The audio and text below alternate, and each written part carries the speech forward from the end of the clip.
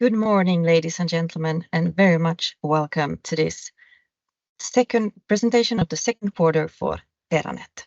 My name is Isa Hood, and with me on the line I also have Magnus Andersson, CEO, and Pierre Ekwall, CTO. We will start off by a video of the highlights from the quarter and then go on to an interview.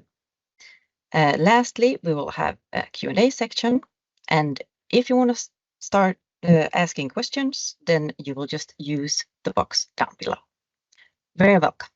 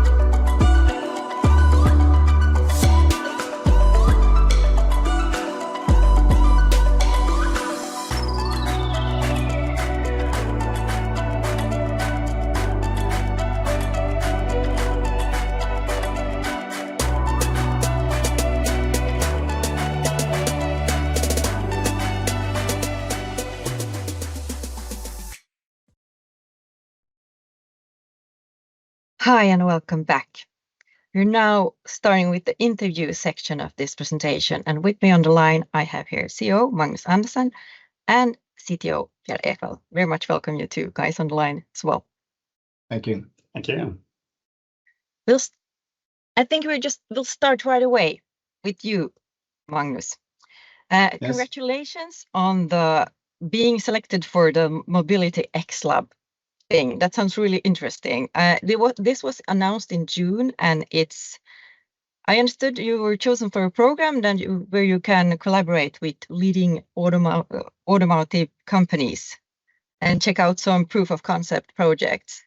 This sounds really interesting. Could you elaborate some more, Magnus? Yes, thank you very much. And first of all, welcome to you all, and I hope you have had a great summer. We have had a very good summer and a nice vacation, and we are full of energy to now continue all exciting activities during autumn.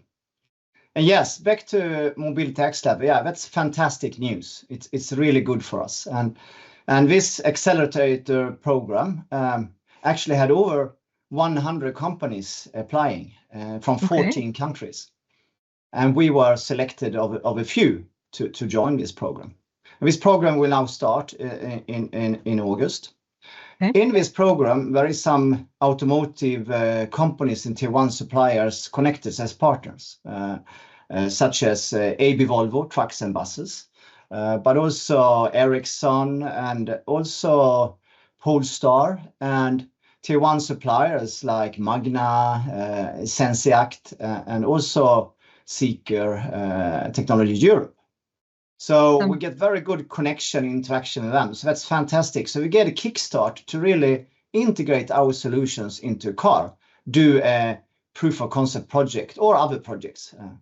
Of course, these companies I mentioned, we already had ongoing dialogues with, but now to get into this program, it gets to really formalize and in a structured way, we will kickstart this project.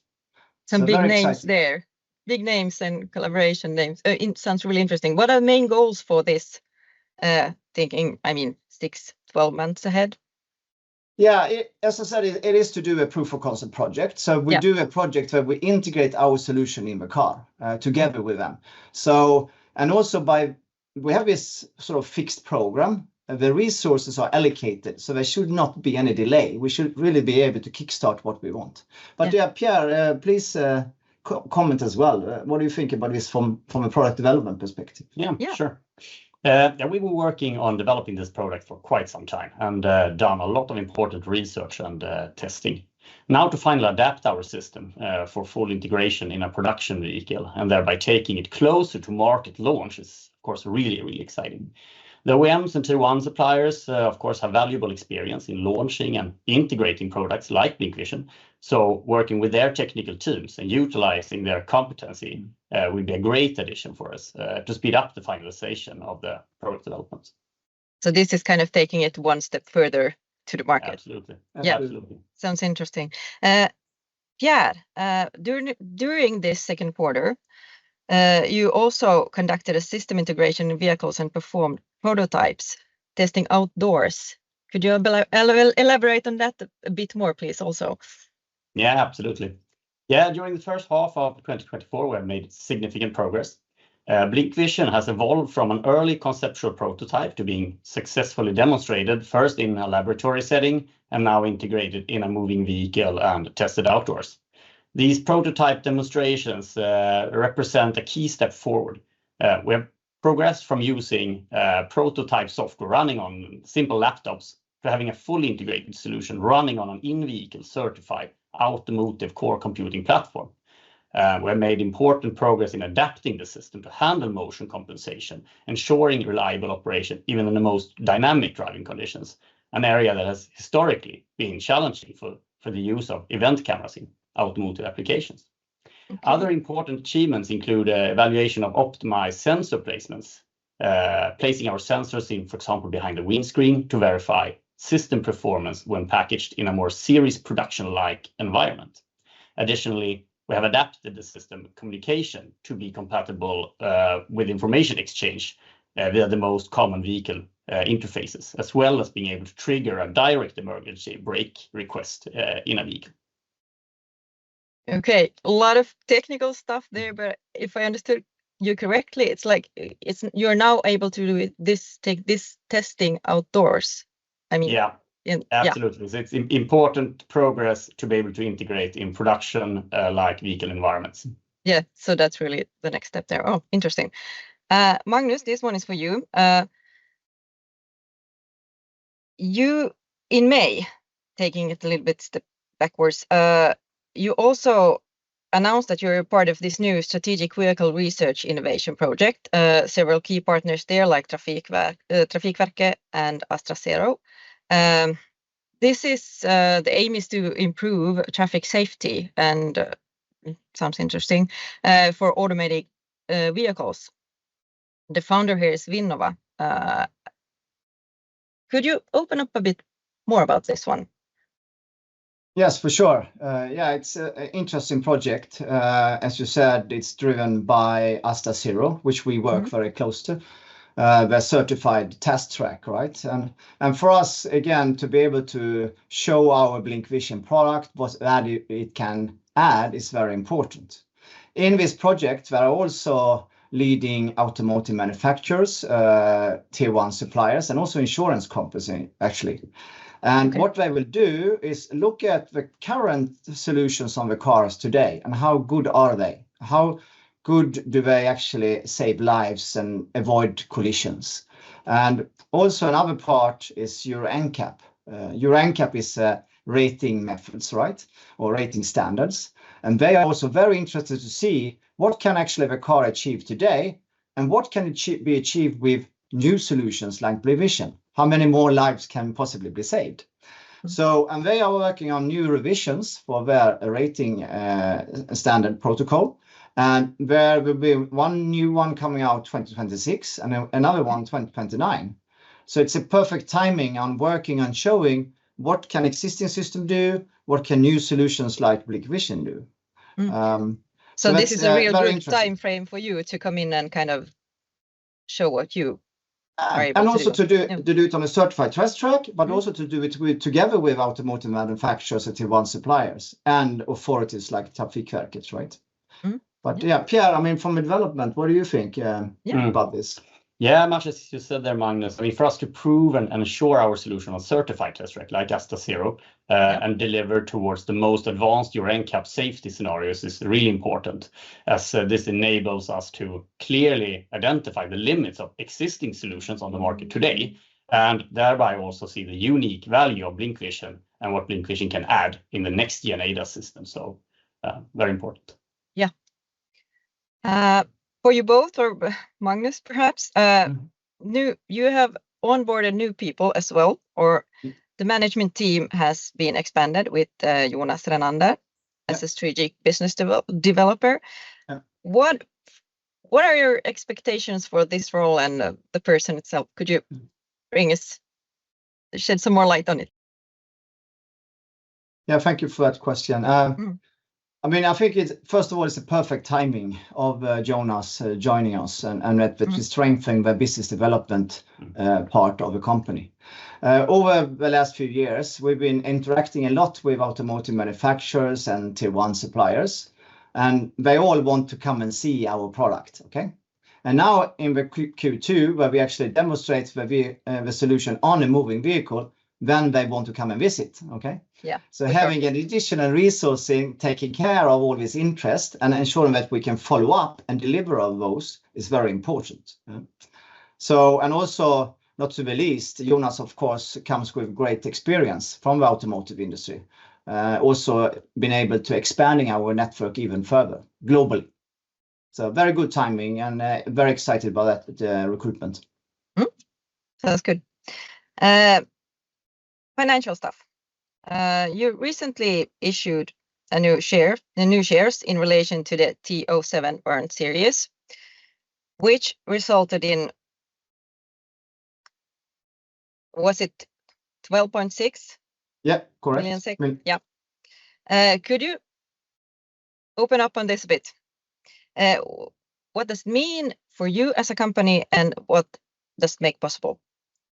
The warrants. Yeah, absolutely. Of course, financing is a very important topic in a company, product development company like ourselves, right? And yes, we had the T07 warrant program in second quarter. And actually, that was part of a rights issue that we did 2023, okay? And on this T07 warrant program, we got a 95% subscription. So that's very good. It shows that our shareholders really believe in what we're doing and are committed. And in terms of who subscribe, also the management and board subscribe. So that's also a good sign. So skin in the game there. Sorry? Skin in the game there. Yeah, absolutely. It's important, right? Yes. And then with this T07 warrant program, in addition of this funding, we now have finances up to the next warrant program, T08, who comes in end of this year, okay? And so that's also very good. And then moving on, financing the company forward, the board, of course, and the management is continuously working on financing. So I feel very confident that we have this topic under control, and I feel comfortable about the financing moving forward. Yes. So let's move on to some more technical stuff. It sounds kind of, it sounds really interesting, but hard to understand. But what is, I think, Pierre, this is more for you. What does the product development plan look for the upcoming, I mean, what can we expect during this fall and the upcoming quarter? Yeah, the third quarter will be very significant for us. Our collaboration with Mobility X-Lab is about to begin, and will offer our company a unique chance to carry out the proof of concept with automotive manufacturers and tier one suppliers, conducting tests in real life world settings. These are also planned. There are also planned visits to authorized test tracks to better understand the system strengths and weaknesses in different traffic scenarios, giving us a more realistic picture of the exact performance. During the third and fourth quarter, key development efforts will focus on verifying the system in more complex environments, as well as working on miniaturization, enhancing the optomechanics of the system, and advancing our AI-based object perception technology. In this phase, we also aim to not only issue a brake request to a vehicle, but also make sure that the target vehicle can receive and thereby brake on the signal that we have generated, and thereby be able to do a full end-to-end vehicle system testing from our side in complex environment scenarios. So what excites you the most? I mean, it sounds like a full program coming up here during the next quarter. What's the most exciting part about this? The most exciting part, I would say, is getting our system to run in a full production vehicle. That's what excites me the most. That's the final proof of concept, you know. Yeah, sounds nice. One final question from me. Magnus, this is for you. According to your roadmap, your plan is to establish a partnership with the OEM and Tier 1 suppliers in Q4. Which will be the following steps in Q3 to ensure that this goal is achieved? Yes. No, this is another important milestone for us, for sure. And as you heard now with Mobility X Lab, the readiness of a product in terms of demonstrating it outdoor on a vehicle gives a good timing for actually formalize our partnerships with automotive manufacturers and Tier 1 suppliers. And I mean, Mobility X Lab is one, but there can also be other types of partnerships outside that, right? And now in Q3, since this OEMs and Tier 1 suppliers can come and see the demonstration, see the solution, it's easier then also to, of course, formalize that partnership. So very much look forward to that. Thank you so much. Is there something more Pierre would like to add before we move over to the Q&A? No, just to finalize, I think we are in a very exciting phase, not only with the product BlincVision, but with the company as a whole. And we've done a lot of hard work, and we have now followed our plan. We've proven a prototype in the lab, now out on vehicle, engaging with customers. So we are very, very exciting phase. Sounds really interesting, and you have a lot of stuff coming up. Thank you so much for all these comments from you. I think if you're all ready, we will move over to the questions from the audience. I'll start with the first one. This is a hard one. Is TÜV certificate something you're working towards? Yeah, I can start, and maybe Pierre, you can add on this. And I think, of course, when you're working automotive and you work with safety solutions, certificates is very important, right? So yes, we are looking at what certificates are needed, and we are preparing for that. But it's also something we will look at more in detail now when we're getting closer to integration in vehicles. But yeah, please add, Pierre. No, I fully agree. And as many of you might be aware of already, we are working a lot on prototype hardware level at the current stage, which means it's not exactly the best timing to do it now, but the planning for it, as Magnus mentioned, is very important. And of course, that's one of the certificates that we're looking at gaining at a later stage, yes. Yep. Next question starts like this. First of all, I want to congratulate you for your recent success. Do we have a new update regarding the price per vehicle for BlincVision and what that could be? Okay.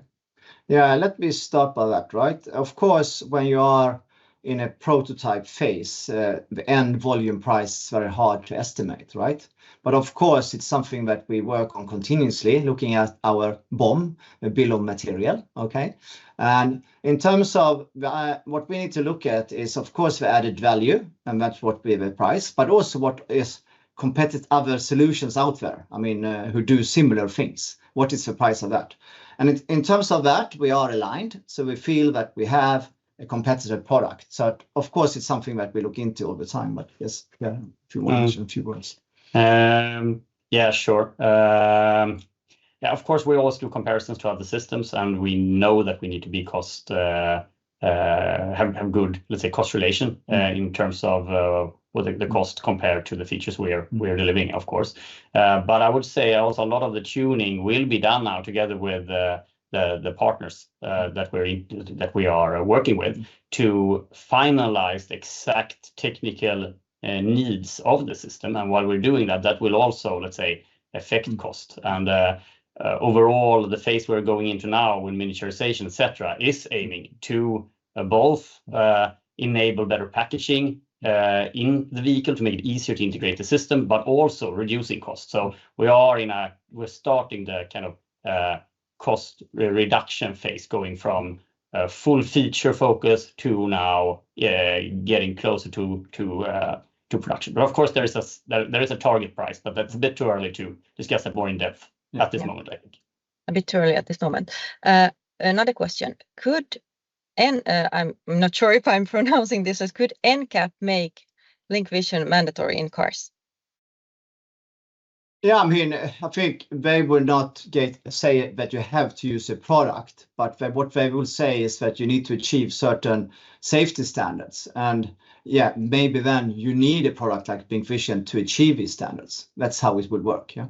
So, for example, in different scenarios with vulnerable road users, which is the focus areas for them. When a child jumping out between two parked vehicles, in what distance, speed should a vehicle be able to stop, or there are many technical terms, right? But they will dictate what scenarios a car should, stop and not have a collision. And we believe that in the future, when they put in the scenarios, you need a solution like BlincVision to achieve that. Another question. We are running out of time shortly, but I think we have time for 2 more questions. This is from Alexander, will you investigate other user areas than automotive? Yeah, now that's a very good question, so thank you for that. Our main focus is automotive, for sure. And when I talk automotive, I mean both personal driven cars, but also autonomous vehicles, right? And then of course you can expand it to trucks and buses as well. But of course, so that's our main focus. But then there are other sectors like where you have vehicles like mining, like farming, like defense, maybe even forklifts and things indoor. So all these use cases is of interest for us, and we are looking at that. But we also need to maintain our focus on automotive. But end of the day, if we create the world fastest sensor solution, there are endless of opportunities, right? In endless of sectors, I would say. Here's a financial question. Apart from the TO8, what plans do we have to start getting more funded or getting income? Yes, thank you. Relevant question, of course. As I said before, the board and the management is continuously working on different finance alternatives, right? So there are many different options on how you finance Terranet and the company. But we will come back to you with more details, of course, when we decided what kind of financing options we are using moving forward. But the only thing I can say is we continuously work on it, and I feel confident that we will be able to finance the company moving forward. Then there was a question about, could you elaborate on the Mobility X-Lab collaboration? How come that you were chosen amongst hundreds of applicants? Yeah, no, it's good, and I like to talk about Mobility X-Lab, so so thank you, and maybe Pierre as well can add. But to start with, why we were chosen, I think there are different parts, right? One, it proves the area that we work with, saving more lives, avoiding collisions, is important, and it is of interest for car manufacturers and Tier 1 suppliers. So that's one part. The other part is also saying that the existing solutions out there are not delivering 100% towards this. Accidents still happen, people still die, too many people die in traffic, and also the traffic getting more and more complex. So yeah, they see that we need different solutions. And also with BlincVision and our product, and Pierre, you can add on that, right, is that it's very different. Because it's one thing of just trying to improve LiDAR, radar, cameras. That's one option, right? Improving existing solutions. But really looking at something new, delivering much faster solutions. That's what we are doing, right? So. Yeah, I think as Magnus said, I mean, many of our customers have been struggling and really working hard on getting their ADAS systems to work and without too many bugs, and also implementing looking at level 2, level 3 solutions for let's say getting closer to autonomous driving. Now they're starting to reach some of their, let's say, the right technical levels with the current systems. But yeah, it's still obvious for our customers that now when they reach that stepping stone, they, to be able to go further, need to look at alternative sensor technology, new technology, because you're starting to reach the limits, let's say, of the current systems. And that's why I think one of the reasons why BlincVision is so important, so interesting for members of Mobility X Lab, because it can enable that next step in reaching higher autonomous levels and improved ADAS performance. Yeah, interesting. We are running out of time. I think we'll take one final question. And this is, in the recent update on 8th of August, Terranet stated that vehicle integration completed. Was the vehicle manufacturer collaborating on the software and hardware integration? Yeah, we've had continuous dialogue, of course, with a lot of OEMs and Tier 1s. And so, yes, their input have impacted the work we've done in the vehicles, of course. And we also need to adapt everything, like I mentioned before. For example, the communication interface needs to be exactly adapted to the requirements of the OEMs and Tier 1s for the system to actually work. So a lot of input have been taken from Tier 1s and OEMs, even during Q1 and Q2. I would say, let's wrap this up. Thank you so much for all these great answers. Thank you for sending in questions. Thank you also from my behalf. Is there anything more you would like to add? No, I think just to wrap it up, thank you for all you who are listening to this webcast, and thank you for keeping in touch with us. We appreciate that. And stay up to date with us. You can, of course, subscribe to press releases and look at news updates on our website. We also publish a lot on social media, especially LinkedIn. So please follow us there. And of course, if you have any questions, email us to investorrelations@terranet.se.